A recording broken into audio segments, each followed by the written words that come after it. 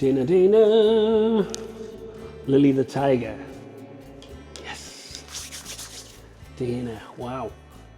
Oof. So Dana, I can't even go into the full story, and it would, it's fascinating, but I don't know how interested anyone's going to be out there. So I've known Dana forever. The second job I ever had was kitchen manager at a place called Bubby's Pie Company in 1999. It was restaurant, full on. The weekends were insane, and I knew Dana from the neighborhood. I knew she was an artist. We'd hang out, drink, talk. It was just a lot of fun. It was like that whole area at that time was great. It was such a eclectic time down there, and a lot of artists, a lot of actors still, until 9/11, and then a lot of people moved away. You would see Bobby De Niro, Harvey Keitel, all those guys. James Woods would come in. What can I tell you? Chuck Lowe. And every now and then we'd run into each other and see how we were doing and how our lives were going. And I knew she was a performer, but it's, when I met her, I was sure she was a painter, although it was like, halcyon days, right? So because I know I'd been over to her apartment and there were definitely paintings, and I do believe that she was a painter, but obviously, she's a talent. She started writing musicals and performing them and getting them out there, and she was getting a lot of feedback, a lot of positive feedback. When Moonbrook came about, I reached out to her and just see how she's doing, told her what was going on. I said, there's this role that I have, and actually again it was someone fell through.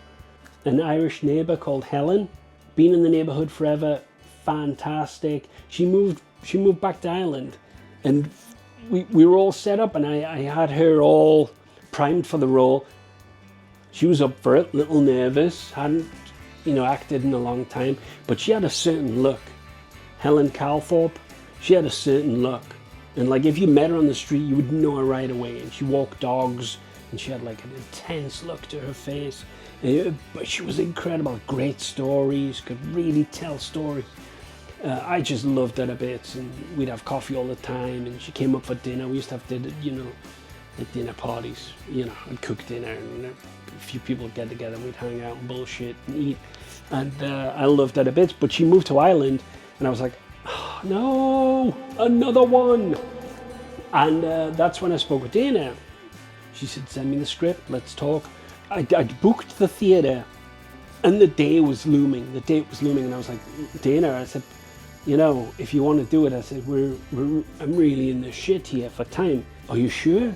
Yeah. And she went away, and she would send me a couple of questions. I have an idea about a wardrobe, and I was like, listen, you go for it. I'm like buried in figuring the logistics of this thing out. So she shows up on the day. Everyone's together in the theater. It was like a lot of moving parts, a lot of scenes that we're trying to get. She came dressed in the tutu, and it was just crazy. I was like, oh, hi, all made up, everything. And she really had gone to town, and I was like, oh, wow. She really grasps like the fact that this character has lost her mind through being alone in the theater and having, over the years trying to get her productions put on and no one listening to her, and now she's alone in the town of Moonbrook, and she can just do whatever the hell she wants. And then of course Cassie and Bo come along, and it's like, she doesn't have any electricity to light the place, and she's suddenly found her source of electricity. She basically uses them and wears them down, because once their energy is actually their soul, and once it gets so depleted, there's a chance they'll die, almost like they're like if you were to like a vampire draining blood. And what good is a performance without my audience? I'm scared. I'm scared too. You see how weak they've become? I don't feel good. You've drained them.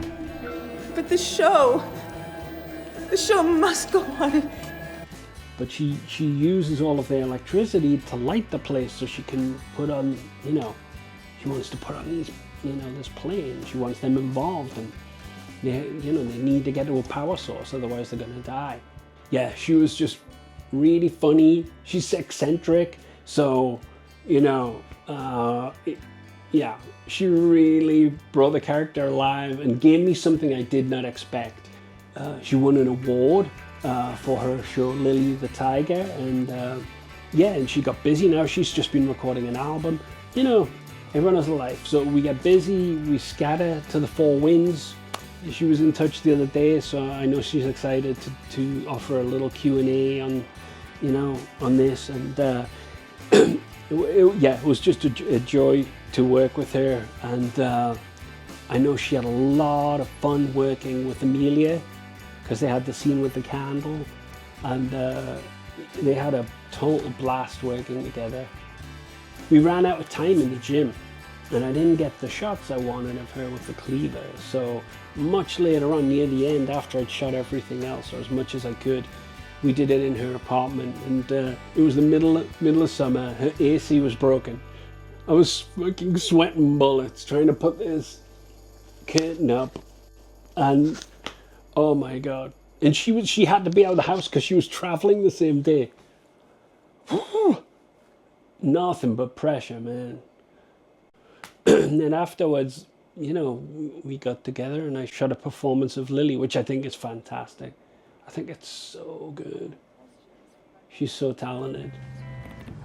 Barefoot at Cherry Grove, eyes trained on some litter. She said, Sugar Plum, humanity is impotent at best.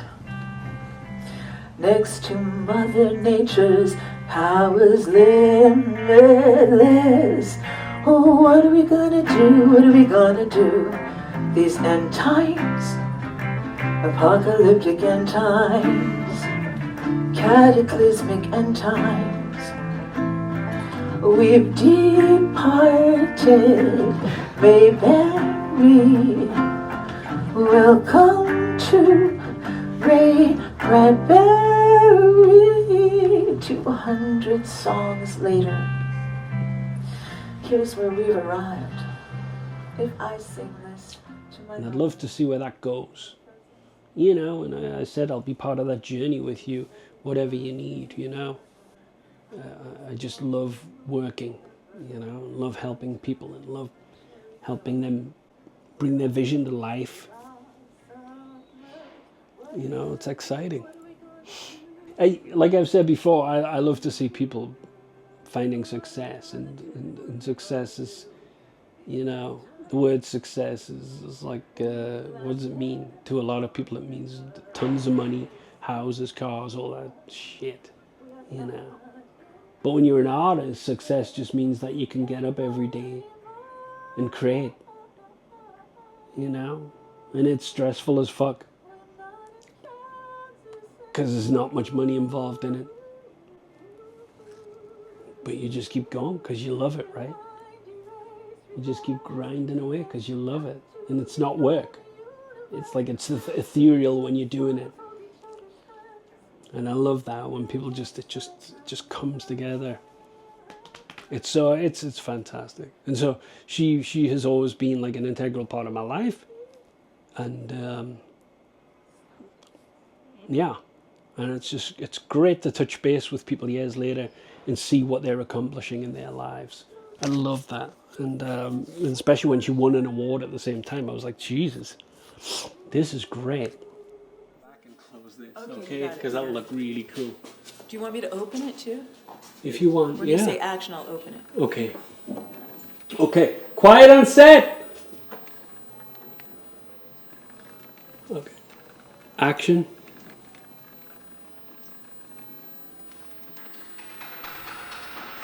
We can't get out that way. Good. Great.